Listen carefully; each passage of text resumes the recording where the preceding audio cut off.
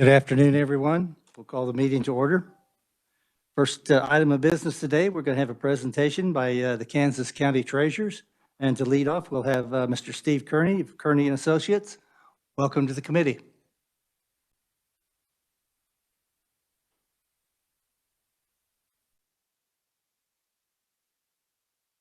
About now, yeah. Thank you, Chairman, members of the committee. I am Steve Kearney, and I'm appearing here on behalf of the Kansas County Treasurers Association. We've made some presentations to your committee previously, but we were hoping that with a few new members and some of the other things that have transpired, we would bring just some more information to you about what their duties are and just how complex they are across the state. So today, you're going to hear about the Treasurers Association itself and its purpose, the role of county treasurers, all the various and sundry things that they do. And they're going to present some case studies for you so you can see from large to medium to small how that all plays out across the state of Kansas. And then they're going to update you on the impact of the pandemic and some of the changes both that they put into operation during the height of the pandemic and some of the positive outcomes that have resulted from that.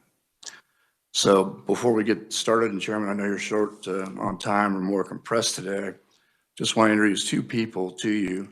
April Hall, and I think they're both somewhere out here in the ether, is the current president of the association, Sherman County Treasurer since 2012.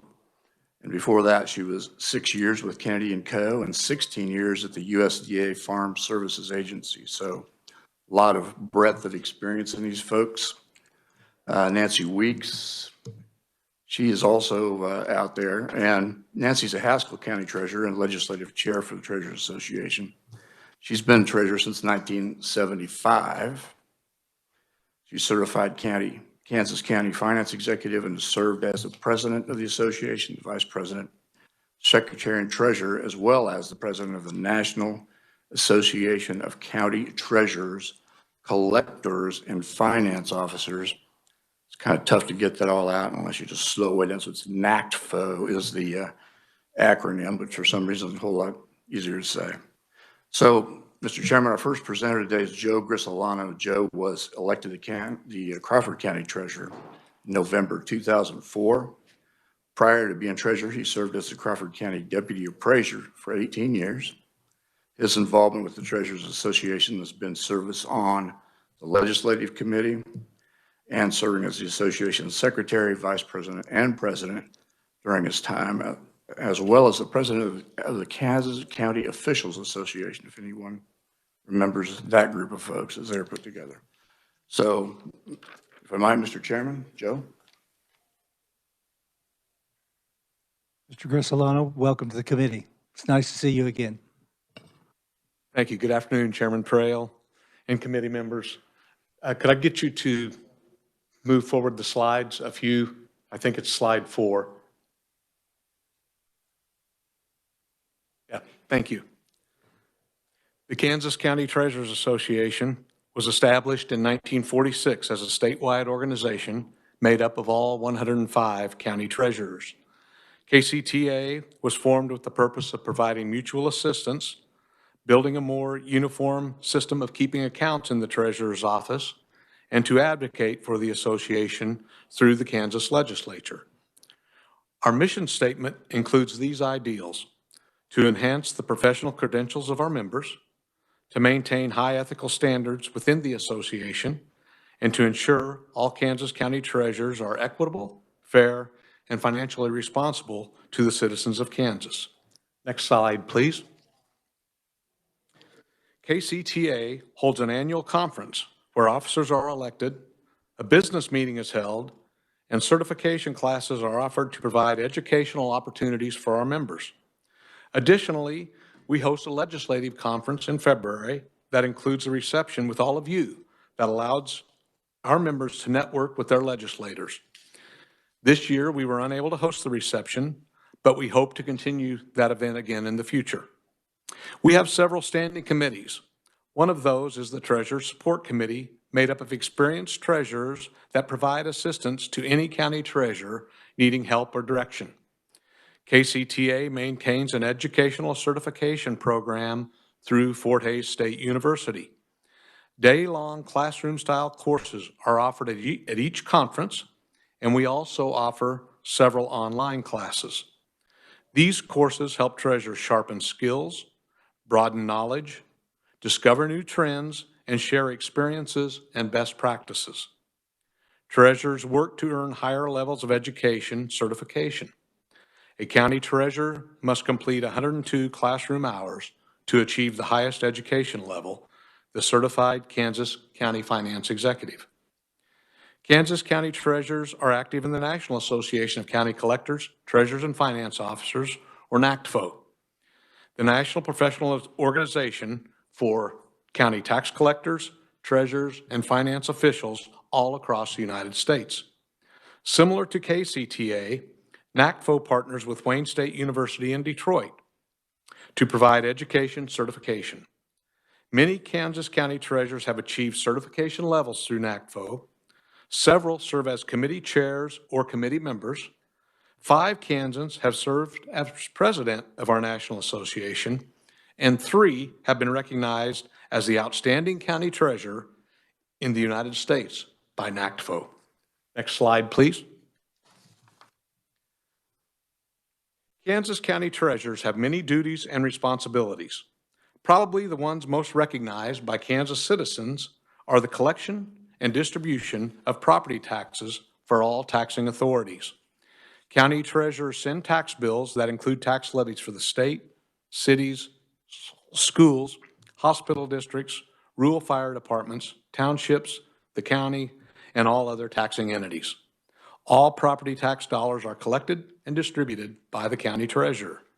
Some additional duties of county treasurers include acting as the depository for county funds from all departments, keeping detailed records, fund and account reconciliation, and the investing and safekeeping of all county funds. County treasurers also act as agents of the state for the titling and registration of motor vehicles. Additionally, 84 county treasurers offer commercial vehicle registration services, 79 offer driver's license services, 9 offer IRP, International Registration Plan services for interstate commerce carriers. Duties of the county treasurer have expanded in recent years due to a shift in responsibilities from the state to the county for title and registration work. Even in the smallest counties, the county treasurer deals with large amounts of money. Treasurers utilize many forms of modern technology for cash management. These methods include not only cash and checks, but credit and debit cards, ACH and EFT payments, and wire transfers are all tools utilized for receiving and dispersing funds. At the end of our presentation, I would be happy to answer questions. Thank you. Thank you. Next, we have Shiloh Hager, Riley County Treasurer. I hope I pronounced your name correctly, or close. It was perfect. I'm Shiloh Hager, the Riley County Treasurer, and thank you so much for the opportunity to speak this afternoon. If you wouldn't mind go ahead and can you go one more slide, please? One more, please. I think our slides are a little bit out of order, but what I'm here to talk to you about today, Joe gave you what all of our different roles are, and I'm here to kind of paint you a picture of our financial situation for one of the biggest roles that we perform, and that's our motor vehicle operations. As he mentioned, we do operate as an agent of the state performing various motor vehicle transactions. Many counties have taken on voluntarily additional transactions such as driver's license renewals and commercial vehicle registration. And we take pride in the work that we provide and the benefit that these services provide to our constituents. But all of these services come at a cost. Since 2012 and the implementation of movers, the county treasurer has taken on additional work that had previously been performed at the state level, such as title approving. This additional work has made it necessary for many offices to hire additional staff. Also, the movers program required additional equipment to perform these transactions, which initially were supplied by the state, and now the maintenance and replacement of the equipment lies solely with the county. The next slides are going to show you 3 case studies and how they relate to the motor vehicle fees collected and the costs associated with managing the motor vehicle operations. In our presentation, we are going to demonstrate a small, medium, and large county. Over the past few years, we have polled our county treasurers, and the picture is very similar across the entire state. And if you wouldn't, okay, you're on the medium county. The medium county is Riley County, and so that's the one I'm going to concentrate on first. Within a typical motor vehicle titling transaction, we collect personal property taxes, registration fees, sales tax, and several miscellaneous fees. The property tax and sales tax are distributed to various taxing entities, including the state of Kansas. On the Riley County case study, you can see the total motor vehicle property tax collected 1.24% has been distributed back to the state, and the rest is divided among the various entities within Riley County. The same can be seen for our commercial motor vehicle fees and our recreational property taxes. The balance of the motor vehicle registration fees collected are split between the county and the state. And as you can tell, it's a disproportional split. On our example, Riley County, 80% is sent to the state and the county retains about 14%. These percentages are also evident in the Johnson County and the Haskell County examples, which is our small and our large example. The fees we do retain are intended to support the motor vehicle operations in the county. Unfortunately, the fees are not enough to cover the costs, which requires the shortage to be subsidized by the general fund. And just to give you an example, in my county, I have 13 employees that perform motor vehicle transactions about 90% of the time. However, I am only able to pay for 4 of those staff members through the motor vehicle fees collected. The balance is paid then with general fund and ad valorem dollars. In 2020, that represented a $452,000 deficit. And can you go to the next slide, please? During the COVID-19 pandemic, many counties had to close their doors to the public or had limited access to the county office buildings. This led to a significant decrease in the amount of facility fees collected. You can see in this Johnson County case study the effect the loss of these facility fees had on the revenues from 2019 to 2020. The facility fee is a big part of the revenue stream for many counties. One thing many counties learned during the pandemic was ways to provide services to customers through means other than in person. And we see these type of changes remaining as we go forward into the future. This means counties that relied on those facility fees will need to find other ways to supplement the revenue. The fee structure that exists currently is very complex and has the primary fee that the county gets to retain is the county service fee, and that fee has not changed since 2006. Counties do get to receive several other fees that are built into the transaction, and they're not separated on the tax receipt, and it makes it very difficult and it's not transparent to explain to our customers. And just to give you an example, on a registration, for every registration, the county retains 75 cents, and out of every title, the county gets $2, but that's not broken out on the receipt. It is our intention by showing you this information that it will allow us to open up a dialogue where we may revisit the motor vehicle fee structure sometime in the future.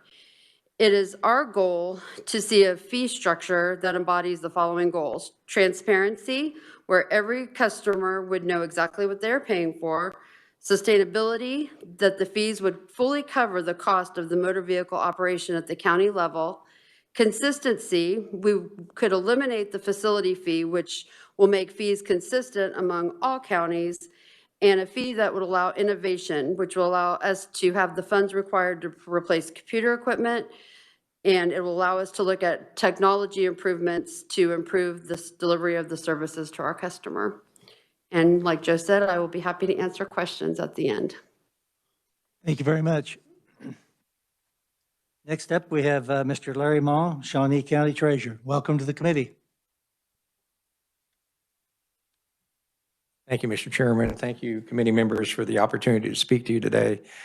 I'm Larry Mall, Shawnee County Treasurer, and I have the honor to just take a couple of minutes to talk about the impact that the pandemic had on the Treasury and motor vehicle operations and our reaction to the pandemic.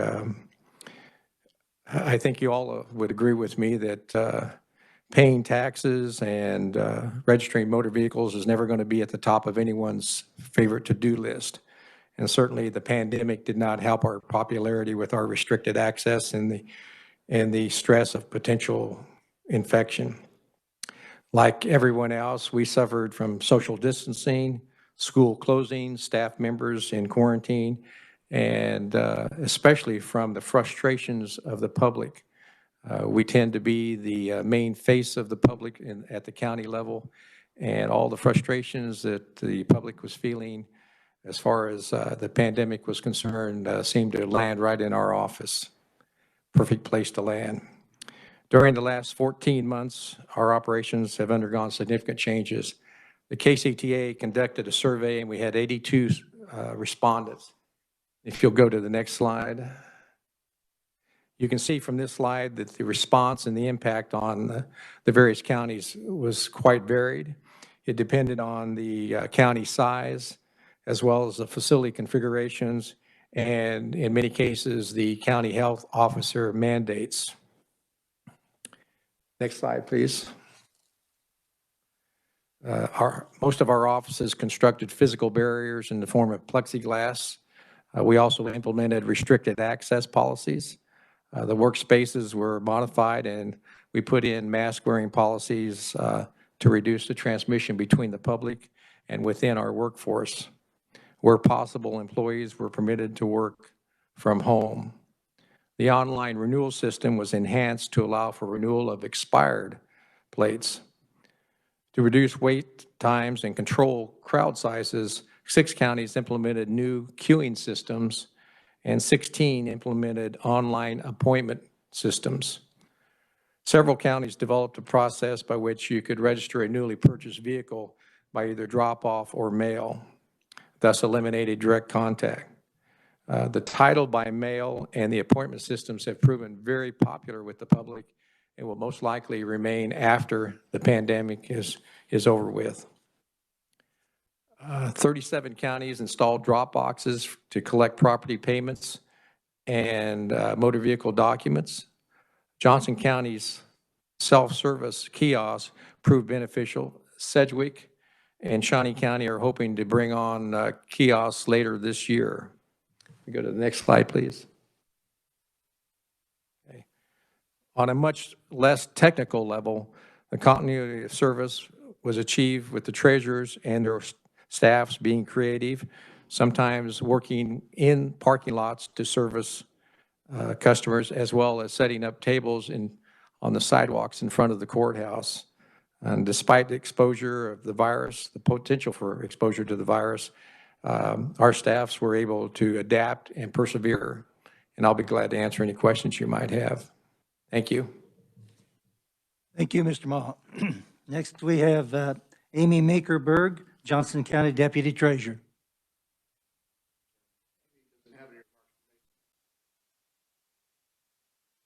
Okay, very good. Thank you. Committee, are there questions? Representative Sywert.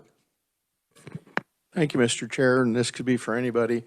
I've gotten several county commissioners that called me in our area, South Central Kansas, and when they set up the tags and the tax part of it, they set up your wall, but they made a 15-minute interim. People go in there to get a tag or pay their taxes on a vehicle, and there's nobody at any of the windows, but they won't let anybody walk in and sign up for it. They have to have an appointment. Commissioners don't understand that. Why, if there's nobody being in there, nobody at any of the stations, and one in particular has 3 people taking it, they're all separated out of like 6 stations, that nobody can help somebody that walks in there, and nobody's in there doing anything. Is there a reason for that? I can't speak for the other counties. I'll speak for Shawnee County. What we find is that our customers don't space themselves out equally. They tend to come in at 8 o'clock, 10 o'clock, noon, and 3 o'clock. So we can have periods where our office has very few people in for service, and then we'll look up and there's 20 people standing at the doorway. If you have limited space within the office, if you can't control the flow of folks, then you have to put things in like appointments. That way, that forces the flow to even out. So it's not so much that they couldn't serve those folks, it's just trying to control the number of people that hit the door at one time. You know, we have kind of a joke in our office. We will be empty and we'll look up and there's 20 people standing, one in the door at the same time. And we ask if they all came in on the same bus or if there's actually a sign outside that says collecting groups of 20. It's kind of human nature. We all go to lunch at noon. We take our breaks at 10 o'clock. Certain facilities change shifts at 3 o'clock here in Shawnee County. We know they're coming. So the reason we've done that with appointments is that we can spread the load out, and that way we don't have lots of people hitting us at one time and a limited space and everybody standing in that space and then backing up. So I hope that answers your question. It pretty much does, and I can see it in a big county, but I'm talking about small counties where there's only one person walks in the door, there's no line, and there's 3 people standing there doing nothing and they won't wait on them. I could see, like you said, if 20 people show up or they go down at lunchtime, I got that. But the county commissioner was complaining to me that he talked to them, of course, they're under the state, and they said that was a statewide rule. So that was what he was wanting to see if we could change. And again, like I said, I understand it if it's in Wichita or Kansas City, but I'm talking about counties of 7,000 to 10,000 people. Again, I can't speak for an individual county. I will just say there was no state rule and nothing that was issued to tell us exactly how to do that. We had to look at our individual circumstances and make that judgment call. Okay, one more with that. So what you're saying, it's the local county treasurer that makes the decision, and that was what she was saying that it was a state law that she has to do that. So that Yes. clarifies You my are question. correct. Is that correct? Yes. Okay, thank you. Thank you, Mr. Chair. Representative Del Perdang. I just wanted to add, I would hope if you were getting contacted by county commissioners, I would hope that county commissioner, I tried to keep my county commissioners informed on what we were doing in the office because I look at it as that we're a team in our county, and I would hope it would be the same way everywhere. I wonder if possibly, if maybe they were talking about the driver's license offices for driver's license renewals, because I know they were appointment only statewide, where in counties, I mean, in my county, we never were appointment only statewide. So that's why when you said that it was something I'm just posing that question. I don't know. I'm making that thought, but it's a possibility anyway. Go ahead. And that's exactly right. But one of the counties, they do a great job. You know, they schedule them. But the commissioner said he did talk to the treasurer, and then she said that it was a statewide. So that's why I just was trying to find a verification on it. Yeah, no. So I can answer him back. Thank you very much for that Thank you. clarification. I appreciate it. Representative Del Perdang. Thank you, Mr. Chairman. Question I wanted to ask is Ms. Hager, am I pronouncing it right? Thank you. The only reason I'm picking on you is because of the topics you hit on where you got into motor Yeah, they vehicle gave me the taxes. hard one to do. And I realize what I'm going to ask you about is motor vehicle taxing and tagging, okay? And I realize part of that part of it's state fee, part of it county, et cetera, et cetera. But for example, on real property, real estate, if I've got an issue with how much I'm being assessed on it or appraised, I can set up an appeal and I can go through that process. Is there anything like that with vehicles? In other words, if I've got a fairly new vehicle, but because of commuter processes or so, I'm running 150, 200,000 miles on a 3-year-old vehicle, I'm essentially getting a tax bill for maybe a third of the value of the vehicle each year. So is there any appeals that can be had on that? I do not believe so at this time. I'm not aware of an appeal process on property tax on motor vehicles. Would that be a county or is that me with the state? It would be It would be the state, like Property Valuation Division with Okay. the Department of Revenue. Then I'll hang my head. Appreciate you answering it. Representative Helgerson. First, thank you very much for all your service and all of your staff. I'm assuming that you had access to federal funds through the counties and that helped supplement each of your budget with the COVID problem. Is that correct? And anyone, In Riley County, we did receive CARES Act money, and we were able to use that to, they reimbursed us for our plexiglass barriers that we put in. We put all of the items that we needed for disinfecting. In Riley County, we actually were able to use those funds to hire a receptionist that sat in our lobby who kind of helped direct traffic into the treasurer's office. Our office has the most foot traffic, I think, of all of the offices within the county office building.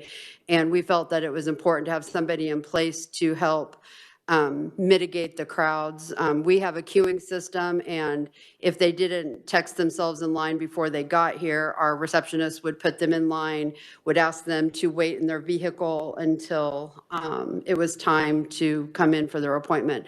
We were not able to obviously use those dollars to supplement any shortfalls in revenues that we had, but we were able to pay for the necessary items during the pandemic that we needed. And I can let one of the larger counties speak to that as well. yeah, if they want to briefly. Shawnee County, pretty much the same in Shawnee County. We spent about $16,000 to put in barriers in our 2 offices. We were reimbursed for that, and we got sanitizing wipes and that sort of thing. Initially, when we contracted to do the appointment system, we were reimbursed for the monthly cost of that, and then we developed our own system, and now we pay for that ourselves going forward. One final question. The lessons of COVID have been very painful, but for many businesses, including state government, we have seen that the type of delivery systems that we have now changed. I don't know your business, but it sure looks like it's ripe for a whole host of other changes, even to the point of saying maybe the state or the counties have one consolidated service statewide and do more of it through the internet, more of it through mail, and less direct. Again, you know your system, you know your business, but we're seeing that everywhere. Whole different models that would provide as good or better service and possibly cost less money. If you'd like to comment on it, you can, but I've hit you kind of cold. So if you have some thoughts later, it'd be helpful to give it to the committee. I would agree with you. I think we're going to come out of this better than when we went in. It's been painful, but we've put some things in place that we think are going to be beneficial going forward. And we've introduced some concepts to the public that's going to benefit both the public and our operations. So I agree with you 100% that we will be better because of it. And then the association, if you have something on paper sometime, share it with the committee and the whole legislature, because I think that we'd be very interested in that.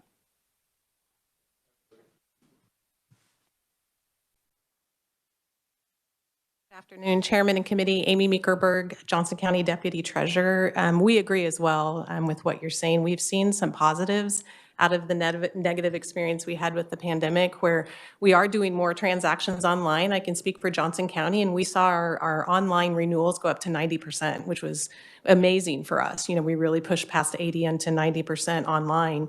And then with our title work, we've now implemented a drop-off process. So 30% of our Johnson County customers, we're seeing them consistently drop off their title work. But there is still a cost to doing that business.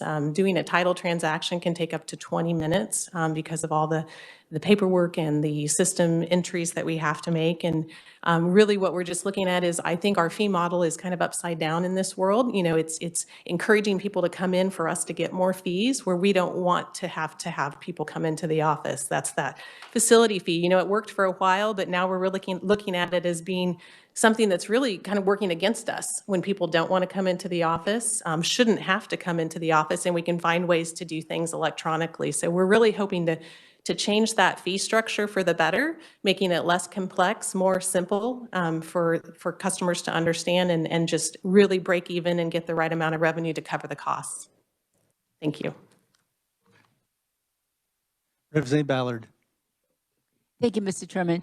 Larry Ma, please. I think when we indicated the amount of money that you received from the federal government for PPE, for the plexiglass and everything else, Yes. what else would you say maybe they should have included based on the kinds of experiences you have had with people? What else maybe should the federal government have included that you think should? Well, I can only speak for Shawnee County. I thought that the funds that Shawnee County got, we had a committee that allocated those funds, and I thought that the committee, even if was part of that committee, did a pretty good job. We tried to get it out to the schools. We focused on the schools, and also to nonprofits that would help public in general. So looking back, I can't say that I would find any fault with what they did or how it was done. It was complicated. It was a bit confusing at times and cumbersome, as any time you're dealing with the federal government and they're giving you money, it becomes cumbersome. But other than that, I thought it worked pretty darn well, actually, given the circumstances and the fact that we were creating this tool or using this tool on the fly. You know, we didn't have time to think about it and plan for it. We had to do it and do it quickly. So I thought from a Shawnee County standpoint, it worked very well. And I would invite any of my fellow treasurers up here if they feel differently. Thank you, Mr. Chairman. Thank you. Are there any further questions? I do have one, and anybody is welcome to come up and answer it. I take it that you're going to have a proposal probably next year of what you would like to do with the fees and this type of thing.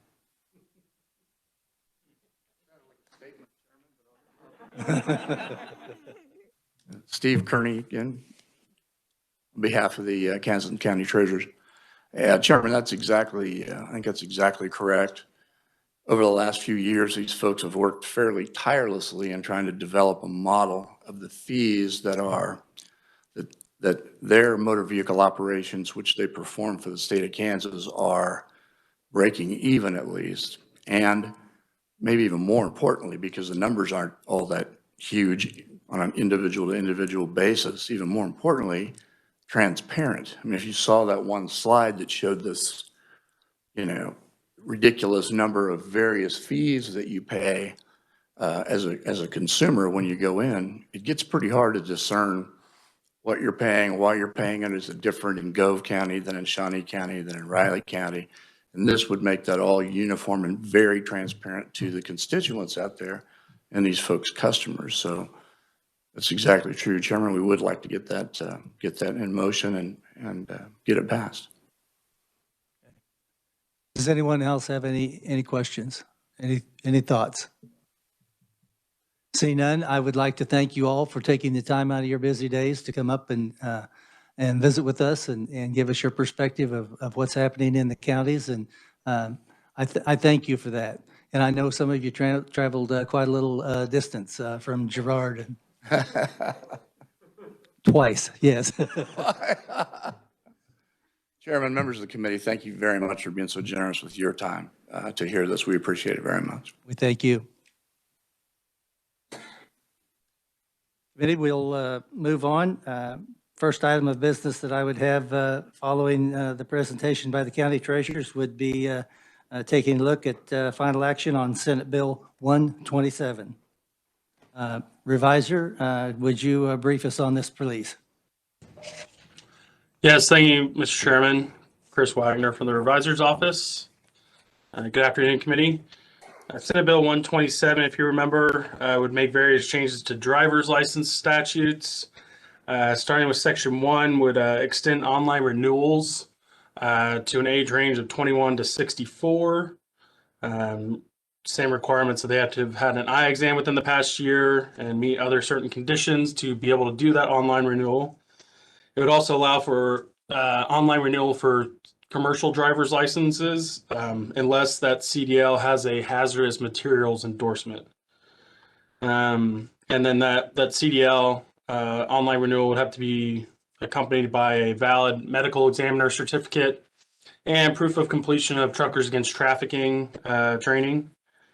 Moving on to Section 2, this would allow for online renewal notices for renewals and expirations of licenses. This section and Section 3 would also extend certain dates for expired licenses and identification cards. If the person's driver's license or ID card expired after March 12th, 2020, and before March 31st, 2021, they would have until June 30th, 2021 to renew that license or ID card. Finally, in Section 4, this would remove a disqualifier for restricted driving privileges and also strike application fees associated with requests for restricted driving privileges. The effective date on this bill would be Kansas Register, and I'd be happy to answer any questions. Further questions for the reviser? Seeing none. Committee, what is your pleasure on Senate Bill 127? Representative Hoheisel. Thank you, Mr. Chair. Would you like a motion first, or would you? I would, please. Okay, I make a motion that we pass out SB 127 favorably. Okay, and seconded by Representative Ballard. Representative Hoheisel. Thank you, Mr. Chair. I do have an amendment. Okay. I And believe you've passed that out. yes, sir. Okay. If I could request a reviser to review the amendment for me. Reviser Wagner, would you go over the amendment, please? Yes, thank you, Mr. Chairman. Committee, what the amendment would add is in Section 4 related to restricted driving privileges. Allow a person who's assessed a fine or court cost for a traffic citation to petition the court to waive payment of that fine or court costs or any portion of those costs. If it appears to the satisfaction of the court that the payment of the amount due will impose manifest hardship on the person or the person's immediate family, the court may waive payment of those costs or modify the payment.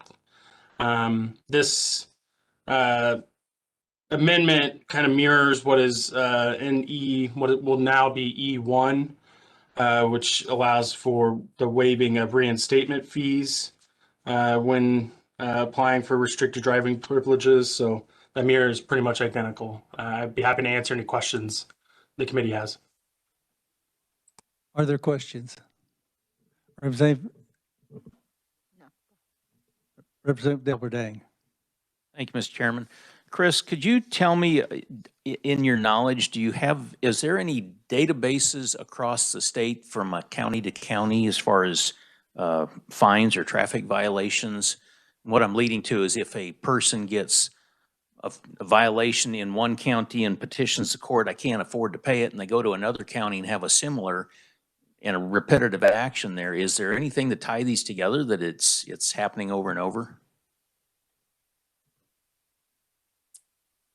I believe the division keeps some sort of record if someone, I know they do for driving while suspended convictions, they could be forwarded those convictions. As far as court, I don't know if there's some sort of wide database that's kind of out of my knowledge, but it could be more of a case-by-case basis. It's obviously the court would probably take into account previous offenses on a person's driving record if looking at waiving this or not. But yeah, I think it kind of would operate on a case-by-case basis.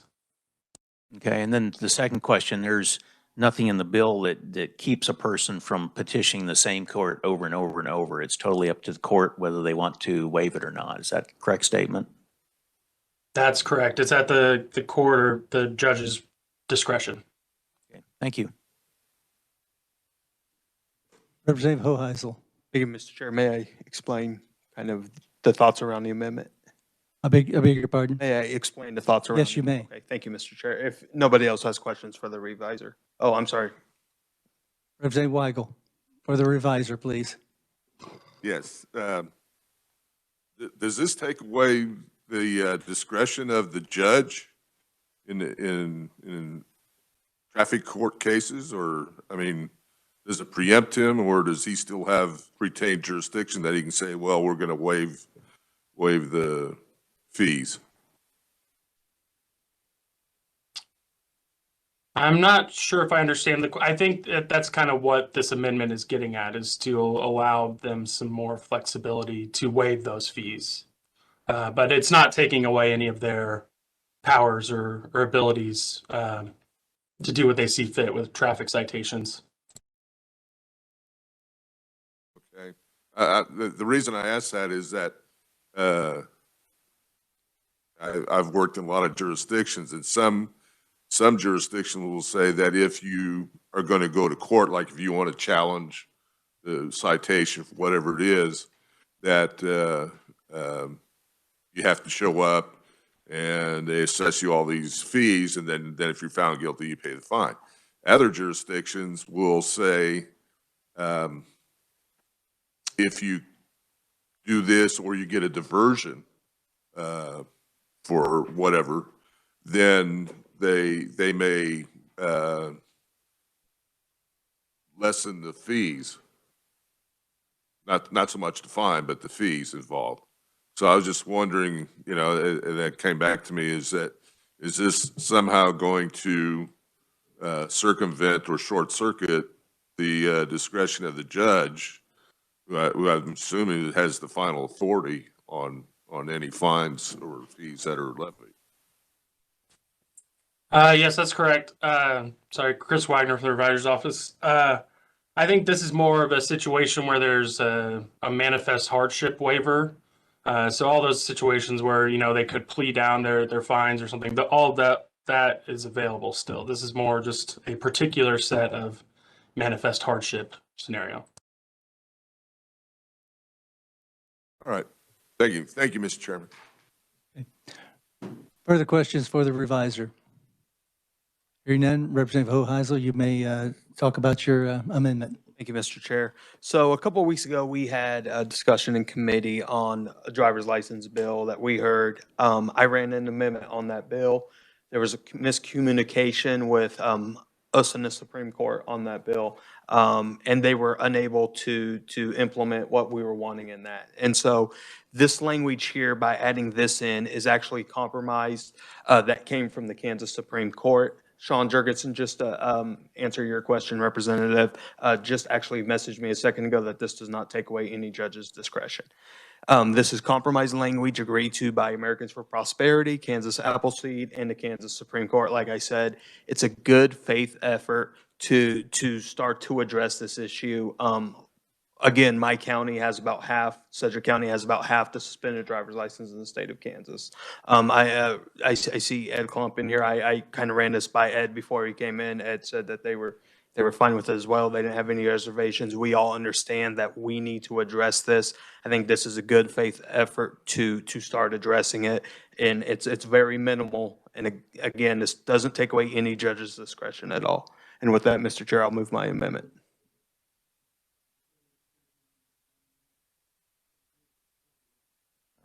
Thank you, and I appreciate that explanation, because that helped a bunch of trying to understand it and where it's coming from.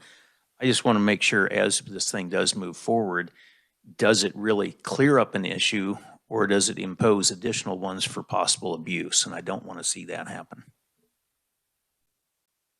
I understand that sentiment. I don't think that this would open it up. There's going to be abuse in everything. I'm not going to say that there won't be abuse in this, because there's going to be abuse in anything we do to help address this issue. But I really do think this is just a good-hearted attempt to start addressing the issue. And I foresee any kind of abuse being very minimal. Thank you. Anybody else have any questions for the carrier of the amendment? Seeing none, you may close on your amendment. Thank you, Mr. Chair. I close.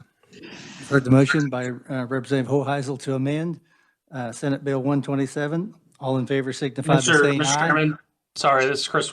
Was there a second on that motion? I might have missed it online. I had Representative Ballard, yes. Okay, thank you. All opposed, no. No. The ayes appear to have it. The ayes do have it. Would you like your vote recorded? No. Okay, thank you.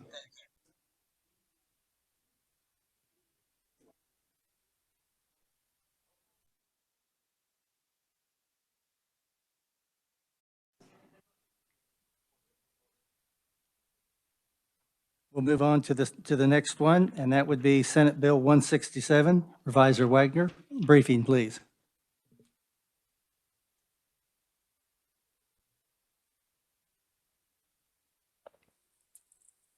This thing is Sharon. Chris Wagner from the Revisor's Office again. Sorry, I'm getting my papers organized.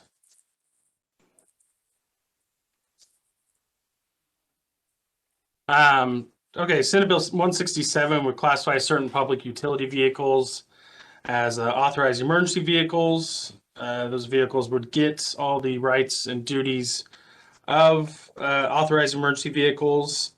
And then the bill would also exempt those vehicles from having to get county designation to be, again, defined as authorized emergency vehicles. So with that, I'd be happy to answer any questions. Are there questions for the reviser? Representative Delperdang. Thank you, Chairman. Chris, thank you again on this. One thing that's sticking out to me is, it's just got me a little bothered here, is under, for example, on section 1B on the first page here, it talks about engaged in work on the highway whenever there is such blah, blah, blah. But it names out a couple of times highway. So does this bill, will this still apply if it's a county road, any other road or encroachments, et cetera, or is it strictly for highways only? I believe you're probably referring to the substitute or the proposed substitute bill amendment. But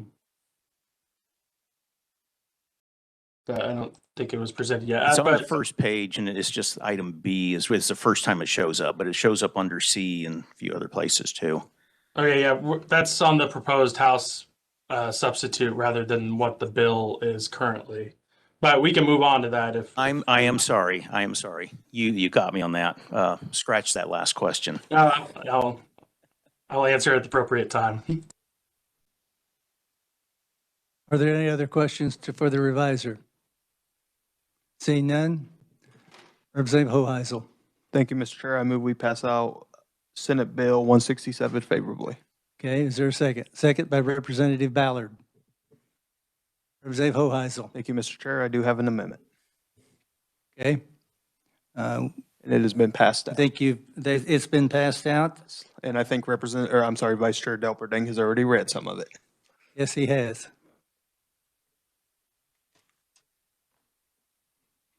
Representative Toplicker. Are we on to questions yet about the? I think we're going to do Mr. Chair. Yeah, let's let the reviser go over it, and then we'll have questions. Is that all right? Reviser Wagner, would you go over the, I guess it would be a proposed House substitute for Senate Bill 167. Is that correct? Yes, thank you, Mr. Chairman. I decided to have the amendment presented this way since the entire bill would be crossed out and this would be the substitute bill. But this would as I said, strike out those other, the definitions and no longer classify these vehicles as authorized emergency vehicles. And it's rather kind of creating a move over law in a couple different scenarios. So I guess I'll start with there are two definitions created in this new section. One would be motor vehicle operated by an authorized person, or the defined term would be authorized utility or telecommunications vehicle. And that would mean a motor vehicle operated by an authorized person for an electric or natural gas utility when such motor vehicles are utilized for repairs that are needed on utility equipment to restore services, and they're making use of visual signals meeting the requirements of 8-1731, which is amber lights. And then it would also be a motor vehicle operated by a provider. So those are similar definitions to what we heard in the last bill, but that would be the defined term for this new section.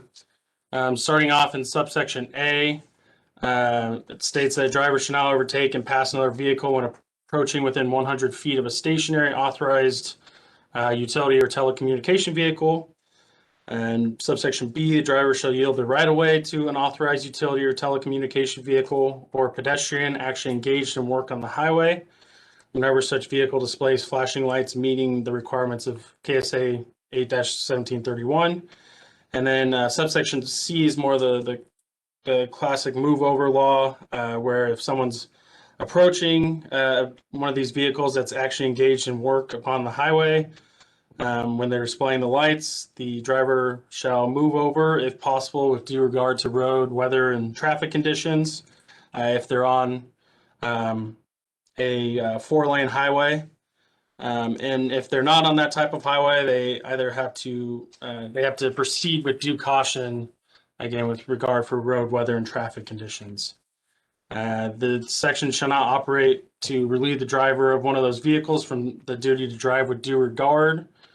And then it's making it part of the Uniform Act. So essentially, this is combining some various move over and kind of like side of the road laws that we have in statute. And with that explanation, I'd be happy to answer any questions. We'll start with Representative Topliker. Do you have a question you'd like to ask the reviser? I was just going to ask if the opponents of the original bill were satisfied with this amendment, or have they seen it? Representative Hoheisel. Thank you, Mr. Chair. Yes, this is actually compromise language by both sides, including Mr. Klump again and the peace officers, as well as leading municipalities, the telecom workers and the utilities. So this is basically compromise language from all sides that addressed all the issues. And from my understanding, all sides are fine with this compromise.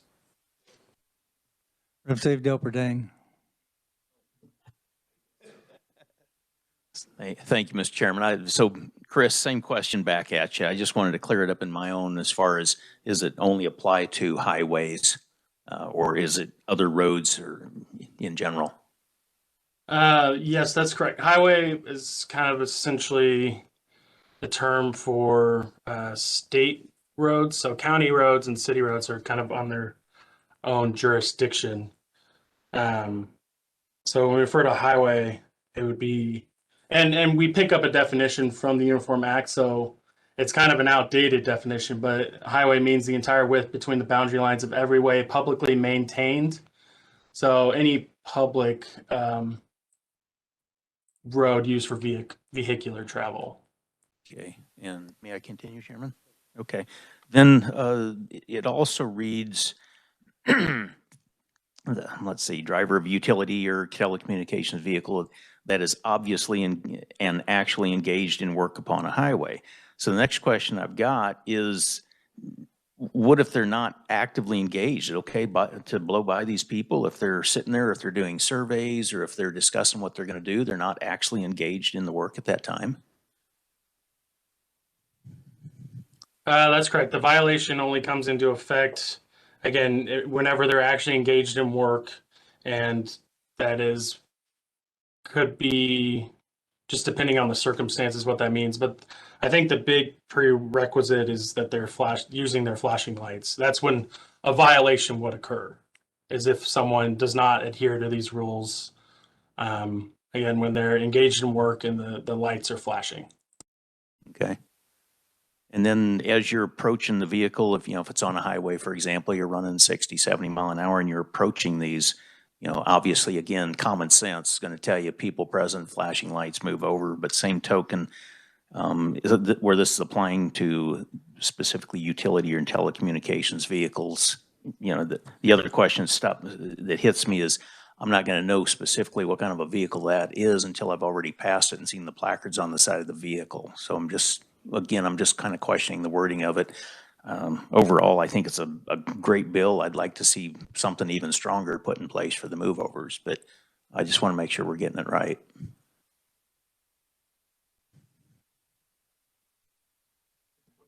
Representative Helgerson. Chris, could I have the definition of 8-1731 of what lights that means?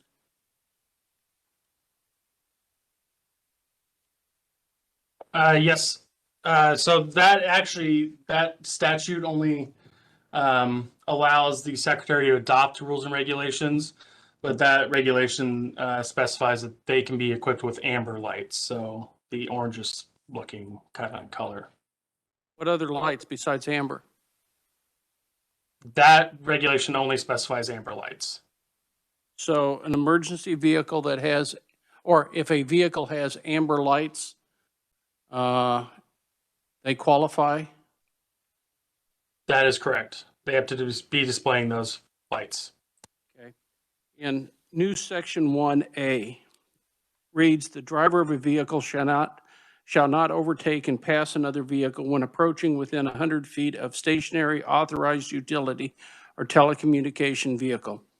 First, is a telecommunication vehicle a subcontractor of a utility?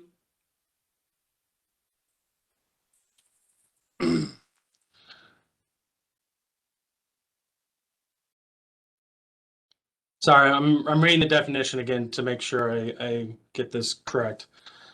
For a telecommunication, so as I said, it all kind of depends on what the defined term in subsection E is. So for a telecommunication, it's a motor vehicle operated by a provider. It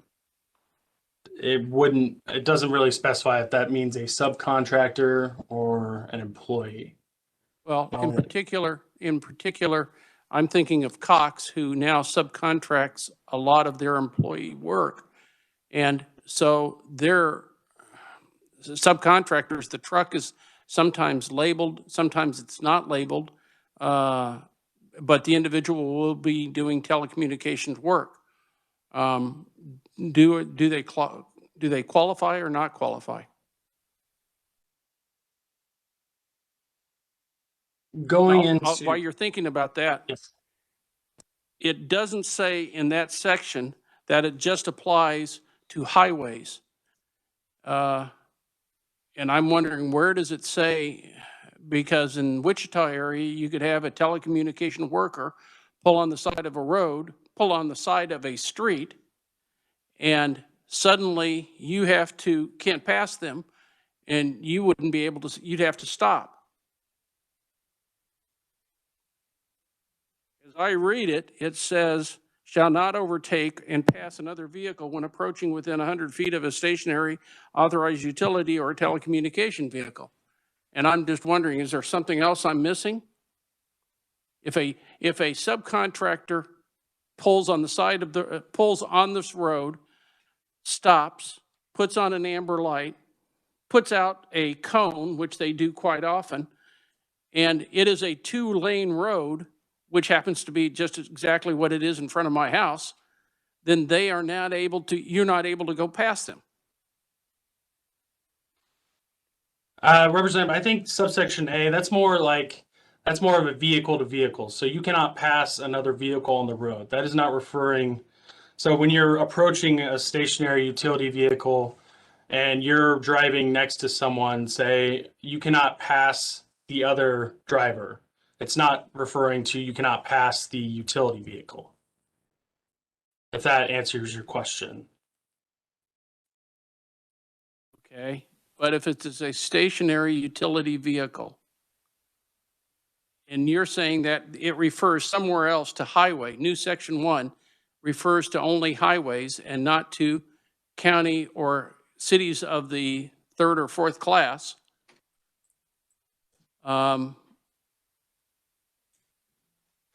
Sorry, I believe I misspoke earlier.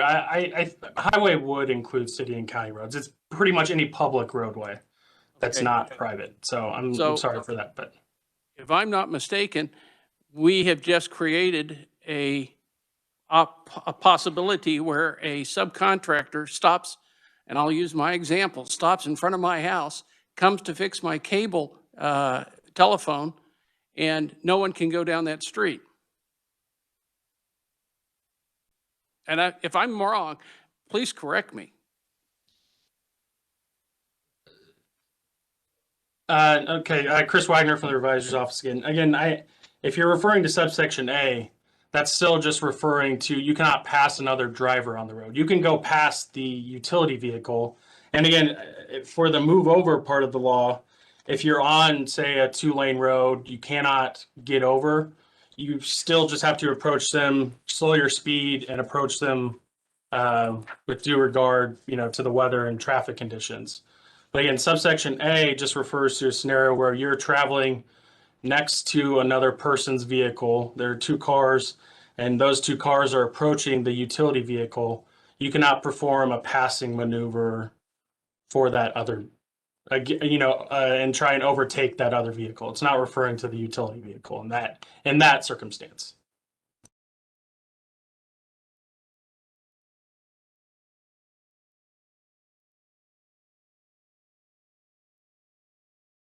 Mr. Wagner, when we get down to number 2, doesn't that pretty well say that,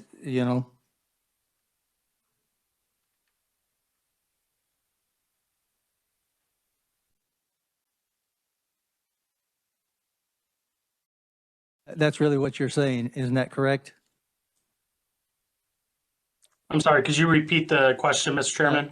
It was when you move on down in the first page to item number 2, says if a driver is not traveling on a highway of a type described in paragraph 1, if the driver is traveling on a highway of what type it's not possible to change lanes or to do so would be unsafe, the driver is to proceed with caution, reduce speed, et cetera. Isn't that basically what you're saying? You can't just pull out and pull around the other vehicle. You've got to use some good common sense and wait. Yes, that is correct.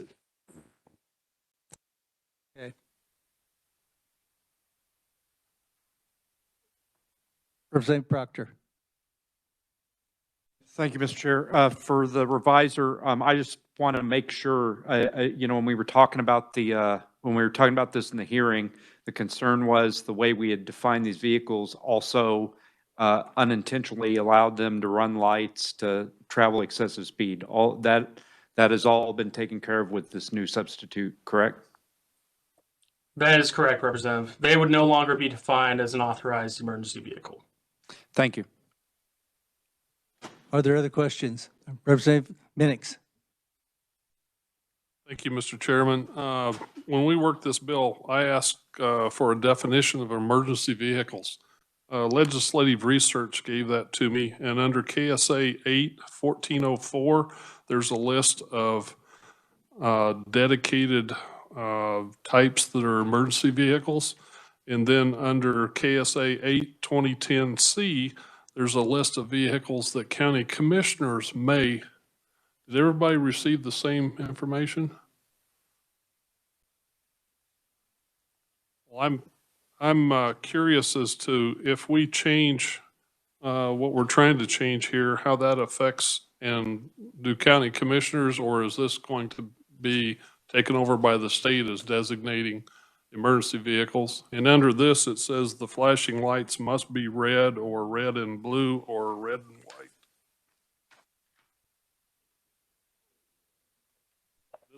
It's totally replaced. Is that what's happening, Chris? I wouldn't say replaced all of those provisions. Nothing is stopping a Board of County Commissioners from possibly still designating these vehicles as authorized emergency vehicles. What this substitute bill does more is create traffic violations. And I'm sorry, and that brings me up to another point that I forgot. On page 7, you'll see that we are creating a new traffic violation for violating any of these provisions. And that penalty is $105. So what this substitute bill does more now is create a new traffic site or new traffic violation rather than going into defining any of these vehicles as authorized emergency vehicles and giving them additional powers. But all of that is still available if a board of county commissioners wanted to designate vehicles as such. Okay, thank you, Mr. Chairman. Representative Jacobs. Thank you, Mr. Chair. And Reviser, on page 4, at the very bottom, second line up, 8-1531, failure to yield to pedestrian or vehicle working on roadway. And as you pointed out on page 7 in the same location, wouldn't we be pretty redundant on this where it says failure to yield to pedestrian or vehicle working on roadway? Thank you, Mr. Chair.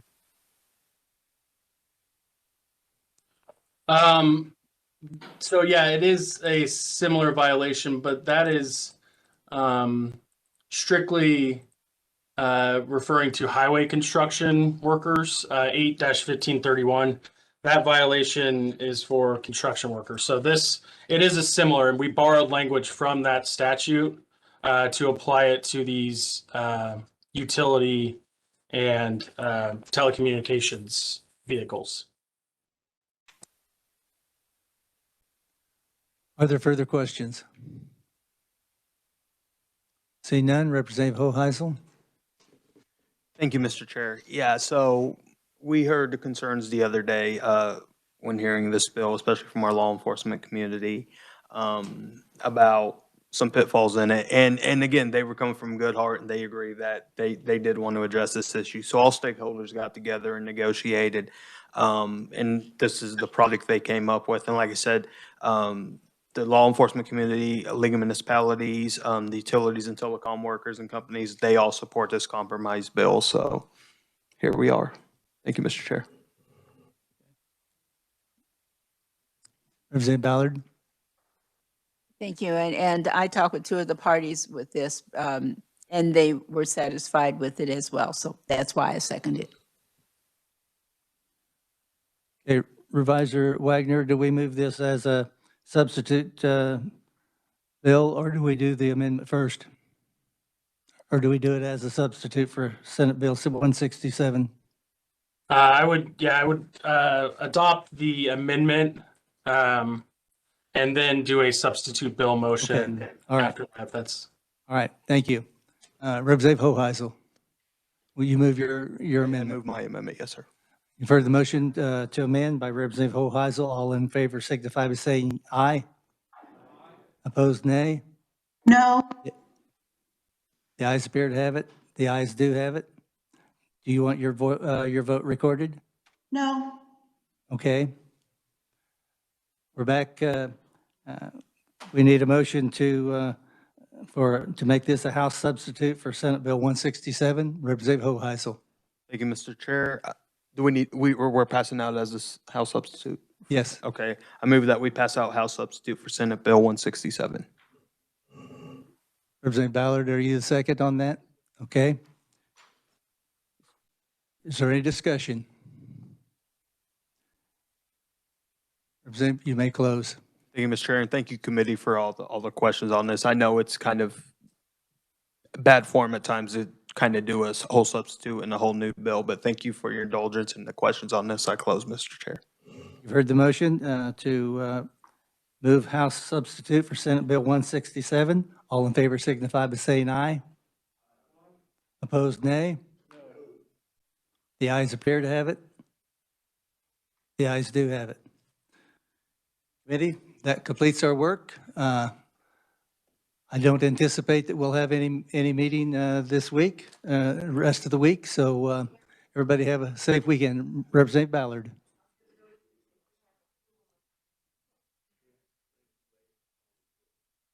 I do. I missed that. Thank you.